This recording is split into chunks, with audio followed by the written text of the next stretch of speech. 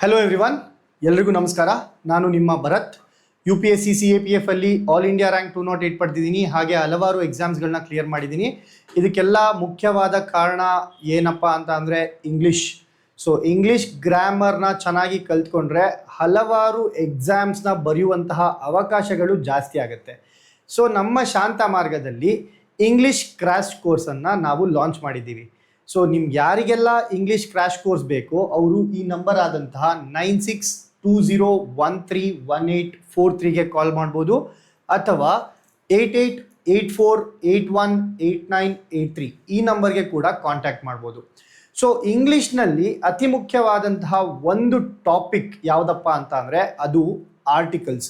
So articles ಇಂಗ್ಲೀಷ್ನ HYT ಅಂತ ಹೇಳ್ಬೋದು. Articles is HYT of English grammar. ಯಾಕೆ HYT ಅಂತ ಹೇಳ್ತಾ ಇದ್ದೀನಿ ಅಂತ ಅಂದರೆ ಆರ್ಟಿಕಲ್ಸಲ್ಲಿ ಬರೋದು ಕೇವಲ 3: ಎ, ಆ್ಯನ್ ಮತ್ತು ದ. ಎ ಯಾವಾಗ ಬಳಸಬೇಕು, ಆ್ಯನ್ ಯಾವಾಗ ಬಳಸಬೇಕು, ದ ಯಾವಾಗ ಬಳಸಬೇಕು, ಅಥವಾ ಮೂರನ್ನು ಯಾವಾಗ ಬಳಸಬಾರ್ದು. ಈ 4 ಅಂಶಗಳು ನಿಮ್ಗೆ ಏನಾದರೂ ಗೊತ್ತಿತ್ತು ಅಂದರೆ ಮಿನಿಮಮ್ 3 ಮಾರ್ಕ್ಸ್ ಯಾವುದಾದ್ರೂ ಎಕ್ಸಾಮ್ನ ತಗೊಳ್ಳಿ ಆರ್ಟಿಕಲ್ಸಲ್ಲಿ ಕೇಳ್ತಾರೆ. ಬರೀ 3 ಅಂಶಗಳು: ಎ ಯಾವಾಗ ಬಳಸ್ತೀನಿ, ಆ್ಯನ್ ಯಾವಾಗ ಬಳಸ್ತೀನಿ ಮತ್ತು ದ ಯಾವಾಗ ಬಳಸ್ತೀನಿ. ಈ 3 ವಿಷಯ ನಿಮಗೆ ಗೊತ್ತಿದ್ರೆ ಮಿನಿಮಮ್ 3 ಮಾರ್ಕ್ಸ್ ನಿಮಗೆ ಆರಾಮಾಗಿ ಪಡ್ಕೋಬೋದು. ಸೊ ಆರ್ಟಿಕಲ್ಸಲ್ಲಿ ನಾನು ಏನು ಹೇಳಿದೆ, 3 ಬರ್ತವೆ ಅಂತ ಹೇಳಿದೆ, ಎ, ಆ್ಯನ್ ಮತ್ತು ದ ಅಂತ. ಸೊ ಈ 3 ಆರ್ಟಿಕಲ್ಸಲ್ಲಿ 2 ವಿಧ ಬರುತ್ತೆ. ಯಾವ 2 ವಿಧ? ಒಂದು ಇನ್ಡೆಫಿನೆಟ್ ಆರ್ಟಿಕಲ್ ಅಂತ, ಇನ್ನೊಂದು ಡೆಫಿನೆಟ್ ಆರ್ಟಿಕಲ್ ಅಂತ. ಇನ್ಡೆಫಿನೆಟ್ ಆರ್ಟಿಕಲ್ ಅಂದರೆ ಹೆಸರಲ್ಲೇ ಇದೆ, ಅನಿರ್ದಿಷ್ಟವಾದಂಥದ್ದು. ಅಂದರೆ ಯಾವಾಗ ನಾನು ಸ್ಪೆಸಿಫೈ ಮಾಡಲ್ಲ ಆವಾಗ ಇನ್ಡೆಫಿನೆಟ್ ಆರ್ಟಿಕಲ್ ಬರುತ್ತೆ. ಯಾವಾಗ ನಾನು ಸ್ಪೆಸಿಫೈ ಮಾಡ್ತೀನಿ ಆವಾಗ ಡೆಫಿನೆಟ್ ಆರ್ಟಿಕಲ್ನ ಬಳಸ್ತೀನಿ, ನಿರ್ದಿಷ್ಟವಾದಂತಹ ಆರ್ಟಿಕಲ್ನ ಬಳಸ್ತೀನಿ. ಏನಿದು ಅನಿರ್ದಿಷ್ಟವಾದಂಥದ್ದು ಹಾಗೆ ನಿರ್ದಿಷ್ಟವಾದಂಥದ್ದು, ಎರಡರ ಡಿಫ್ರೆನ್ಸ್ ಏನು? ಸೊ ಈಗ ಫಾರ್ ಎಕ್ಸಾಂಪಲ್ ಯಾವುದೋ ಒಂದು ಬೆಕ್ಕು ಓಡೋಗ್ತಾ ಇದೆ ಅಂತ ಅಂದರೆ ಯಾವುದೋ ಬೆಕ್ ಬಗ್ಗೆ ಮಾತಾಡ್ತಾ ಇದ್ದೀನಿ ನಾನು, ಸ್ಪೆಸಿಫಿಕ್ ಆಗಿ ಮಾತಾಡ್ತಾ ಇಲ್ಲ. ರ್ಯಾಂಡಮ್ ಬೆಕ್ ಬಗ್ಗೆ ಅಂದರೆ ರ್ಯಾಂಡಮ್ ಕ್ಯಾಟ್ ಬಗ್ಗೆ. ಸೊ ಇಲ್ಲಿ ನಾನು ಇನ್ಡೆಫಿನೆಟ್ ಆರ್ಟಿಕಲ್ನ ಬಳಸ್ತೀನಿ. ಯಾವುದೋ ಒಂದು ವಸ್ತು ಬಗ್ಗೆ ಅಥವಾ ಯಾವುದೋ ಒಂದು ವ್ಯಕ್ತಿ ಬಗ್ಗೆ ಮಾತಾಡ್ತಿದ್ದಾಗ ನಾನು ಇನ್ಡೆಫಿನೆಟ್ ಆರ್ಟಿಕಲ್ನ ಬಳಸ್ತೀನಿ. ಸೊ ಇನ್ಡೆಫಿನೆಟ್ ಆರ್ಟಿಕಲ್ಸಲ್ಲಿ ಬರುವಂಥದ್ದು ಎ ಮತ್ತು ಆ್ಯನ್ ಅನ್ನುವಂಥದ್ದು, ಹಾಗೆ ಡೆಫಿನೆಟ್ ಆರ್ಟಿಕಲ್ಸಲ್ಲಿ ಬರುವಂಥದ್ದು ದ ಅನ್ನುವಂತಹ ಆರ್ಟಿಕಲ್. ಸೊ ಈ 3 ಆರ್ಟಿಕಲ್, ಇನ್ಡೆಫಿನೆಟ್ ಆರ್ಟಿಕಲ್ನ ಯಾವಾಗ ಬಳಸ್ತೀವಿ, ಡೆಫಿನೆಟ್ ಆರ್ಟಿಕಲ್ನ ಯಾವಾಗ ಬಳಸ್ತೀವಿ ಅಂತ ನಿಮಗೆ ಗೊತ್ತಾಯಿತು.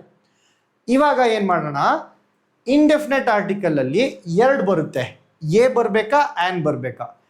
ಎ ಬರಬೇಕಾ, ಆ್ಯನ್ ಬರಬೇಕಾ ಅಂತ ಹೇಗೆ ಗೊತ್ತಾಗುತ್ತೆ ನಮಗೆ? ಹೇಗೆ ಗೊತ್ತಾಗುತ್ತೆ ಅಂತ ಅಂದರೆ ಪದದ ಉಚ್ಚಾರಣೆಯ ಮೇಲೆ ಗೊತ್ತಾಗುತ್ತೆ, ಸೌಂಡ್ ಮೇಲೆ, ಪ್ರೊನೌನ್ಸಿಯೇಷನ್ ಮೇಲೆ ಎ ಬರಬೇಕಾ ಅಥವಾ ಆ್ಯನ್ ಬರಬೇಕಾ ಅನ್ನೋದು ಡಿಸೈಡ್ ಆಗುತ್ತೆ.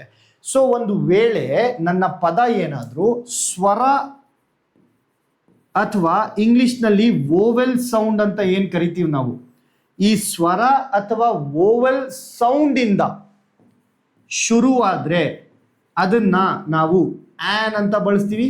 ಆ ಪದದ ಮುಂದೆ ನಾವು ಆ್ಯನ್ ಅನ್ನುವಂತಹ ಆರ್ಟಿಕಲ್ನ ಬಳಸ್ತೀವಿ. ಅದೇ ರೀತಿ ವ್ಯಂಜನ ಅಥವಾ ಇಂಗ್ಲಿಷ್ನಲ್ಲಿ ಕನ್ಸೋನೆಂಟ್ ಅಂತ ಅಂತೀವಿ. ಸೊ ಕನ್ಸೋನೆಂಟ್ ಅಕ್ಷರದಿಂದ ಪ್ರೊನೌನ್ಸಿಯೇಷನ್ ಸ್ಟಾರ್ಟ್ ಆದರೆ, ಉಚ್ಚಾರಣೆ ಸ್ಟಾರ್ಟ್ ಆದರೆ ನಾನಿಲ್ಲಿ ಬಳಸಬೇಕಾಗಿರುವಂಥದ್ದು ಯಾವ ಆರ್ಟಿಕಲ್? ಎ ಅನ್ನುವಂತಹ ಆರ್ಟಿಕಲ್. ಸೊ ಇನ್ಡೆಫಿನೆಟ್ ಆರ್ಟಿಕಲ್ನ ಬಳಸೋದಕ್ಕೆ 2 ಕ್ರೈಟೀರಿಯಾ ಇರುತ್ತೆ.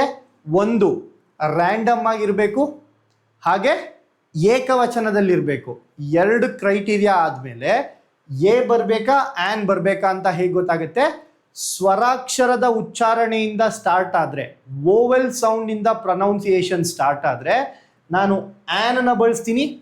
ಹಾಗೆ ವ್ಯಂಜನಾಕ್ಷರದಿಂದ, ಆ ವ್ಯಂಜನಾಕ್ಷರದ ಸೌಂಡಿಂದ ಪದದ ಉಚ್ಚಾರಣೆ ಸ್ಟಾರ್ಟ್ ಆದರೆ ನಾನು ಎ ಅನ್ನುವಂತಹ ಆರ್ಟಿಕಲ್ನ ಬಳಸ್ತೀನಿ. ಸೊ ಇದಿಷ್ಟು ನಿಮಗೆ ಇನ್ಡೆಫಿನೆಟ್ ಆರ್ಟಿಕಲ್ ಬಗ್ಗೆ ಗೊತ್ತಿರಬೇಕು. ಹಾಗೆ ಡೆಫಿನೆಟ್ ಆರ್ಟಿಕಲ್ನ ಯಾವ ಕಂಡೀಷನಲ್ಲಿ ನಾವು ಬಳಸ್ತೀವಿ ಅನ್ನೋದು ಗೊತ್ತಿರಬೇಕು. ಸೊ ಇದೆಲ್ಲದರ ಮಾಹಿತಿ ನಿಮಗೆ ಬೇಕಂತ ಅಂದರೆ ಈ 2 ನಂಬರ್ ಏನು ಕಾಣಿಸ್ತಾ ಇದೆ ಬೋರ್ಡ್ ಮೇಲೆ, ಇದಕ್ಕೆ ನೀವು ಕಾಂಟ್ಯಾಕ್ಟ್ ಮಾಡ್ಬೋದು. ಆ್ಯಂಡ್ ಮುಂದಿನ ವಿಡಿಯೋದಲ್ಲಿ ಸಿಗೋಣ. ಅಲ್ಲಿವರೆಗೂ have a nice day and take care.